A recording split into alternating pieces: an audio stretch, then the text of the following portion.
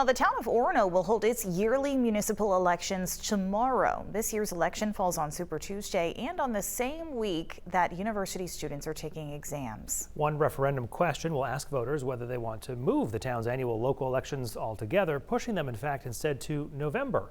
News Center Maine's Ryan Wooten tells us more. In addition to deciding who will serve on the town council and school board committees, voters will also decide whether they want to change the town's local election day, which historically falls on the second Tuesday of March. Some believe the change could increase voter turnout, and some believe otherwise. For about 50 years now, Orono has had its municipal election in March, and turnout's really low.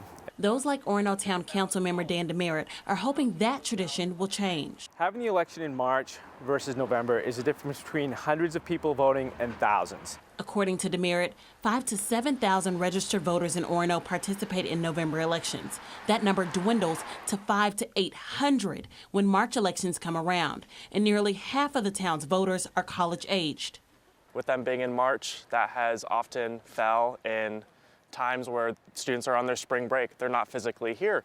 That worries University of Maine Student Engagement Coordinator Brendan Traxel, who also oversees the UMaine You Vote Club. But those who oppose the change, like Town Council Vice Chair Leo Kinney, argue students can participate in early voting 30 days before the election day. In a statement, Kinney writes in part, "We will end up having several thousand voters who are from out of state and understandably not engaged in our local school board and town council positions that may just arbitrarily fill in a circle on the ballot. This could essentially nullify the voice of the 500 to 800 locally engaged voters." For someone like me, I'm always super excited to vote in any election as possible to get my word in.